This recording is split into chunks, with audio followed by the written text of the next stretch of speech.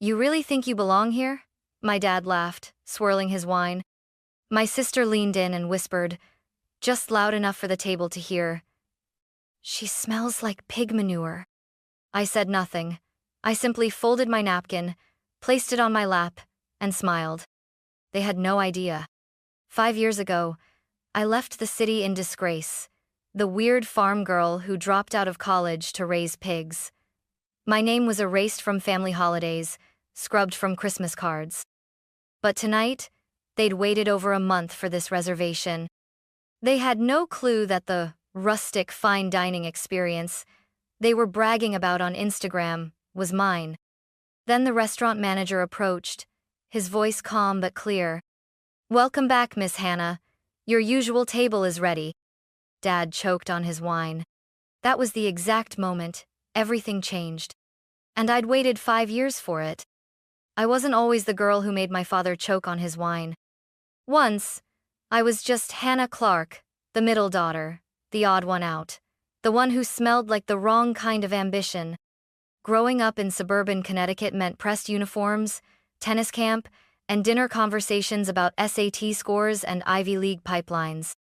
My older sister Lillian was everything my parents hoped for: straight, a student, Yale, bound, fluent in French by sophomore year. My younger brother was still being groomed for finance. And me? I liked pigs. Not as a joke, not in a kids love animals kind of way. I was obsessed. By 12, I knew more about rotational grazing and ethical breeding than most adults. While my siblings joined debate clubs, I volunteered at a small local farm. I spent my weekends mucking stalls, bottle-feeding runt piglets, and learning to tell the difference between acorns and barley in feed blends. My mother once said I smelled uncivilized. At 14, I announced I wanted to raise heritage breed pigs and build a business from it. Something clean, sustainable, honest. My dad didn't even look up from his Wall Street Journal. He just said, "That's not a real future. That's dirt in disguise." Lillian laughed. "What are you going to call it? Pig Princess Inc.?" I went quiet. But inside, I was already planning. I went to college like they asked. A semester and a half later, I dropped out. The day I told them, my father slammed his fist on the dining table. "You're throwing away a legacy for manure?" And my mother, always the colder one, stood up mid-sentence and left the room. From that moment on, I was erased. No more invitations. No birthday calls. Not even a text when my grandmother passed. But I wasn't surprised. In the Clark family, love had always been conditional, and I had broken the conditions. I took what little savings I had and leased 5 acres in rural Vermont. It wasn't glamorous. I lived in a trailer. My boots were second-hand. The pigs were my only family. But for the first time in my life, I felt like I was doing something real. And even though I worked 16-hour days in freezing mud, even though I cried some nights because the silence felt bottomless, even though I sold bacon at farmers markets for pennies, I never once wished I'd stayed. Because deep down, I believed something they never did. That honesty, labor, and purpose could build something beautiful. Even if it started with mud. The early years were brutal. I started with 7 pigs, all rescues from a defunct operation that had abandoned them in the middle of winter. I built shelter from salvaged wood and slept in the trailer beside them with a space heater that barely worked. Every dollar I made went to feed and vet bills. Every hour of rest felt like a stolen luxury. People thought I was crazy, the pig girl.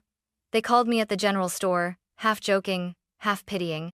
Even the local farmers rolled their eyes when I talked about raising pigs without hormones, without confinement crates, letting them roam in pastures and root freely. "Sounds cute until they tear up an acre overnight," one of them said. They weren't wrong. I made mistakes. I lost money. But I kept going. I documented everything. Every muddy mistake. Every sunlit moment when the piglets napped in hay. Every time I made something edible from scratch pork belly with maple glaze, slow-roasted shoulder with heirloom apples. I didn't do it for attention at first, but one day, in a moment of tired defiance, I posted a video on social media. What happens when you respect the animal? Real pork, real process. I filmed myself pulling fresh bacon from the smoker, plating it next to eggs from my neighbor's coop and greens I'd grown behind the trailer. I uploaded it and forgot about it. 3 days later, it had 2 million views. Suddenly, people wanted to know more not just about the pigs, but about the food. How did you make that crackling so crispy? Where can I taste this? Do you sell it anywhere? An editor from a food blog reached out. Then a reporter from a regional magazine. Then came the email I couldn't believe. A small investor group out of Boston wanted to talk. They'd seen my content. They liked my values. They wanted in on something small, farm to fork, rustic dining with a real story. I didn't know how to draft a business plan, but I knew how to build trust. I invited them to dinner, right there at the farm, under a string of hardware store lights and mismatched tables. I cooked 6 courses from scratch, all with my own pork. They signed the next day. That's how The Honest Pig was born first, just a converted barn with 12 tables, later a full-fledged restaurant with a wait list. People drove hours to eat there. Some stayed the night in their cars. It was real. It was growing. I still mucked stalls every morning. But now, when I looked at my pigs, I saw more than survival. I saw a future one built not in spite of the mud, but because of it. We opened the first official location of The Honest Pig, 9 months after that backyard dinner. It wasn't fancy, just an old feed store we gutted and rebuilt with help from local carpenters and 3 college interns who believed in what I was doing.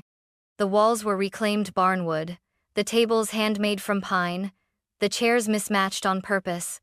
There was no sign outside, just a small iron pig silhouette above the door. But what mattered was the smell.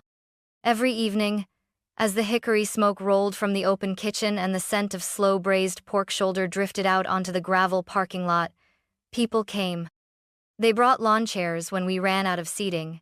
They waited 2, sometimes 3 hours, and they told their friends. I built the menu from everything I'd learned in the field. Pork chops with apple cider juice, crispy pig ear tacos with lime crema, house-cured ham served over skillet cornbread with hot honey. Everything came from small farms I trusted, including my own. No shortcuts, no frozen meat, no food that hadn't been touched by real hands. It wasn't just food. It was a statement. Food writers started showing up. One from Bon Appetit called it the most honest plate in New England. The New York Times sent someone a month later. They called me the Pig Lady of America. I laughed at first, but it stuck. Soon, I was getting offers to expand. Most of them were wrong big money, with big strings attached. I turned them all down, until I met Gloria Sandoval, a Latina entrepreneur who'd built her own bakery empire from scratch. She said, "What you've built is beautiful. Let's scale it without selling your soul." We partnered. I kept the name, the food, the vision.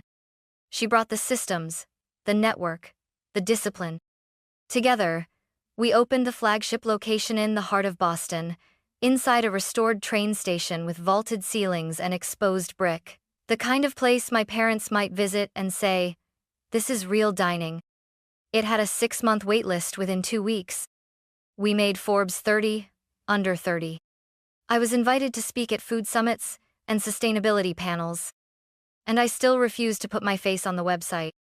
I didn't want the brand to be about me. I didn't need their applause. Especially not theirs. My family still didn't call.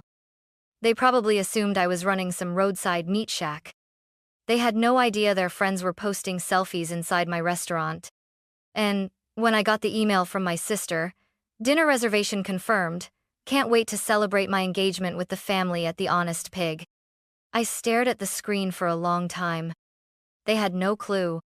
They'd waited 5 weeks for that table. And now, they were walking right into my world. The reservation email came from my sister, Lillian. Family dinner to celebrate our engagement finally. 7:30 p.m., Saturday. You better show up, Hannah. You owe Mom at least that much. Attached below was the confirmation. Table for 7. The Honest Pig. Flagship. I reread it 3 times. They had no idea. They had waited 5 weeks for that table. Our flagship location was booked out nearly 2 months in advance for weekends. Lillian must have pulled every string she had to secure that spot. Or maybe she knew someone. Or maybe she just begged. But one thing was clear. They didn't know who owned the place. My name was nowhere public. I'd insisted on that from day one. No press releases with my photo, no features that mentioned my hometown or my family. I had built the Honest Pig to speak for itself. Now, it was about to speak to them. Part of me considered calling the manager and canceling the reservation. I could claim a double booking or kitchen renovation. But something held me back. Not revenge. Not even pride. Just readiness. I wasn't that girl anymore, the one who ran from their judgment, who cried quietly when they forgot her birthday, who pretended she didn't care when she was left off the family Christmas card. I had built something real, something loved, something good. If they were going to see me again, it wouldn't be at some awkward backyard reunion or polite brunch. It would be here, in my house, on my terms. Surrounded by everything they told me would never amount to anything. I replied to Lillian's email 2 hours later. Confirmed. I'll be there. I arrived 10 minutes early. Not through the staff entrance like I usually did. Not in my kitchen boots or with flour on my sleeve. I wore a clean denim dress, leather boots still dusty from the farm, and a faded corduroy jacket my pigs had once chewed a corner of. I didn't bother covering the scent of hay and smoke that clung to me. I wasn't here to pretend. The hostess smiled when she saw me. "Miss Hannah," she said quietly, with a knowing nod. "Let them seat me last," I whispered. "Just like any other guest." She understood. From the hallway, I could already hear the voices. My mother's clipped tone, my father's low hum as he read the wine list out loud like it was scripture. Lillian's high-pitched laugh bounced off the brick walls. I lingered near the sidebar, unseen, until the hostess gave me the cue. Then, I walked in. The table fell quiet for half a second, just long enough for all eyes to land on me. Then my father chuckled. "You really think you belong here?" he said, shaking his head. I forced a smile. "Good evening, everyone." Lillian leaned toward my mother and said with an audible whisper, "She smells like pig manure." I didn't react. I pulled out the only empty chair and sat down. My boots made a soft thud against the hardwood. My hands were clean, but not manicured. My hair was brushed, but still held a slight frizz from the barn air. I looked exactly like myself. "You could have dressed up a little," my mother murmured behind her champagne flute. "This is my version of formal," I said, pouring myself water. "I hope you can at least afford dinner," my father added with a grin. "This place isn't cheap." I nodded politely. No one asked how I'd been. No one said, "Nice to see you." To them, I was still the girl who threw her future into a pigsty. And yet, they had waited 5 weeks to sit at this table. 5 weeks to dine in a place I had built. They just didn't know it yet. Not yet. The appetizers had just been cleared when it happened. We'd gotten through a shared plate of pork rillette own recipe and maple-glazed bacon flatbread. They had no idea they were critiquing my creations. My mother pushed aside the pickled onions. Lillian scraped off the crackling. My father asked if the bacon was too thick for modern plating. I let them. Then, Marcus appeared. He was our general manager, polished, calm, and sharp as a carving knife. He approached our table with his signature grace, holding a leather folder in one hand. "Excuse me," he said, voice warm but composed. "Is there a Miss Hannah Clark at this table?" My father frowned. "Why?" he asked, immediately defensive. "Is there a problem?" Marcus turned to me, ignoring the question. Then he smiled. "Welcome back, Miss Hannah. Your usual table is ready in the side dining room. Would you like me to bring over the investor's wine list now or after your walkthrough?" Silence. Lillian blinked first. My mother's hand froze midair. My father choked on his wine. Literally. He coughed twice, then dabbed at his lips with his napkin, eyes wide. I'm sorry, what?" he asked. Marcus turned to the rest of them, still professional. Miss Clark prefers to dine privately when she visits the flagship. The back room was held for her. Shall I move this party there? No, I said gently, setting down my water. This table is perfect. My family stared at me like I'd grown tusks. You work here? Lillian asked, squinting. Are you managing or something? I smiled. Not quite. You know the staff? My mother asked, her voice cracking with confusion. I trained most of them. My father leaned forward. Are you saying you're what, assistant manager? Sous chef? I folded my hands. No, Dad. I'm saying I own this restaurant. The Honest Pig is mine. I founded it. I run it. I designed the menu you're eating. Every course, every ingredient. It all came from me. No one breathed. I thought this was some new trendy farm-to-table thing, Lillian muttered. You can't be serious. She's joking, my father said, almost hopeful. Marcus cleared his throat politely. Actually, sir, Miss Clark is not only the owner, but the executive chef and founder of our entire restaurant group. This flagship is the heart of our brand. The brand? My mother repeated. I turned to her. We have 7 locations now. Boston, Portland, Chicago, Denver. I opened them using pork raised from my farm, the one you called a patch of mud and dreams. The words landed like knives. You lied, Lillian whispered. You made us think you were struggling. No, I said softly. You assumed I was. But why? My mother asked, blinking fast. Why wouldn't you tell us? I looked around the table, at the people who had once decided I was only worth loving if I played by their rules. Because I wanted to see who you were when you thought I had nothing, I said, and now I know. Marcus, still standing by, spoke again. Chef Miranda would like your opinion on the heirloom rib rub, Miss Clark, before the team finalizes the spring menu. I stood. I'll be back shortly, I said, adjusting my jacket. Enjoy the entree. It's a braised pork shoulder meat signature.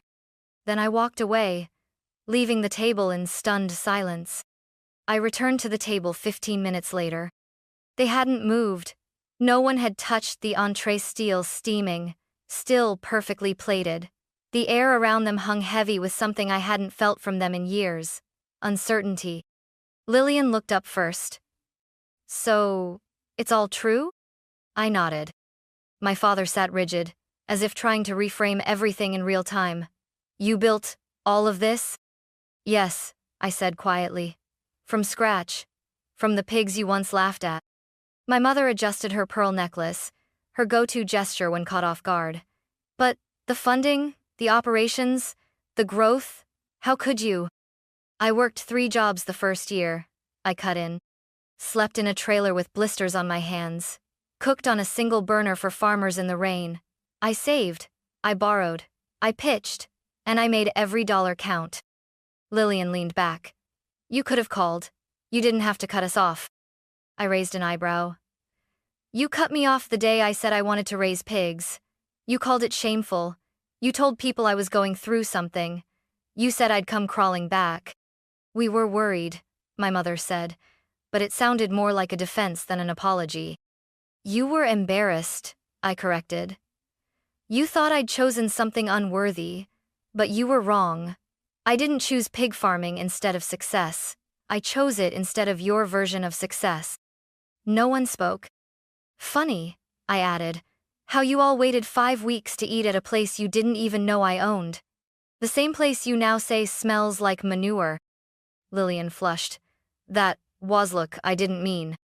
You did, I said gently. And it's fine, because it reminded me who I used to be to you, and who I'll never be again. My father cleared his throat, trying to retake control. What matters now is this achievement. Hannah, you've done something remarkable, and I think we all want to acknowledge that. I don't need acknowledgement, I replied. I need respect, real respect, not the kind that arrives only after a Forbes article or a reservation confirmation. There was a pause. Then Lillian asked, So what now? You cut ties forever? Let this dinner be the last? I looked at her for a long moment. No, I said.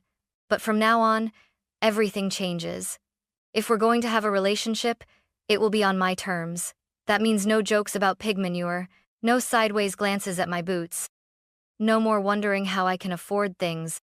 I think we can manage that, my father said, stiffly. I'm not finished, I added. They all stilled again. I don't want any networking favors, no investment offers, no guest invites to events so you can show off your daughter's restaurant. I'm not a family trophy now that I'm successful. I'm still the same girl who loved the smell of soil and hay more than silk and champagne. My mother's lip trembled, but she said nothing. And one more thing, I said. I'm proud of what I built, but I'm prouder that I built it without bending to become someone you'd finally accept. My voice softened. I'm here tonight not because I need your approval. I'm here because I finally don't. Lillian exhaled. Okay, she said quietly. That's fair. And, I added after a pause, if you'd like, I could host the rehearsal dinner here, as my gift. Her eyes widened. You'd do that? You're still my sister, I said. But let's be clear, this isn't about proving myself to you. It's about offering what I've built, on my own terms. For the first time all night, she smiled, a real one. Across the table, my mother's eyes glistened. My father looked down, almost ashamed. Maybe for the first time in his life. I'd like that, Lillian said softly. And I'd like to know more. About what you do. About how you got here. You'll have to come early, I smirked. I'll show you how to feed the pigs. She laughed. I just might. And in that moment, for the first time in years, the table didn't feel like a battlefield. It felt like a beginning. Later that night, after the plates had been cleared and the last glasses of cider sipped to silence, I stepped into the kitchen. My sanctuary. Miranda, my head chef and the backbone of this flagship, looked up from the pass window and grinned. So, how was dinner with the royals? I laughed. They choked on the pork, metaphorically and literally. She raised an eyebrow. The rub too spicy? No, I said. The truth was. We reviewed the spring menu changes, tasted a sliver of smoked belly for salt, adjusted the char on the seared loin. The usual rhythm of a closing shift grounded me like it always did. When the team finally wrapped up and the lights dimmed to the after-hours glow, I lingered near my office. I checked my phone. A message from Lillian. That was a lot, but thank you. Also, can we talk next week? I'd love to bring someone by the farm. No judgment, just curiosity. I smiled. Maybe she meant it. Maybe she didn't. But for the first time, she was reaching out not to correct me, but to understand me. I typed a short reply. Sure, wear boots. I turned off the kitchen lights and walked to the back patio or staff break area that overlooked the small herb garden we kept on site. Even in the city, I'd insisted we grow our own thyme and mint, basil and chives. A reminder of where it all began. The night was quiet, cool, the kind of quiet that doesn't feel empty but earned. I sat on the wooden bench by the rosemary bush and opened my leather-bound notebook, the one I used when things felt too big for screens. I wrote, I used to believe that success would feel like applause, but it doesn't. It feels like stillness, like peace, like not flinching when someone questions your path, because you no longer need to defend it. It feels like mud on your boots in a room full of crystal, and not caring. It feels like walking into a restaurant and knowing every scent, every story, every soul behind the dishes, because you built it. It feels like being the same girl they once called foolish, and not needing to prove them wrong anymore. I closed the notebook and looked up at the sky. The stars were dimmer here than on the farm, but they were still there, constant, like truth, like roots. And I knew, finally, I had come full circle. Not because they saw me now, but because I no longer needed them to.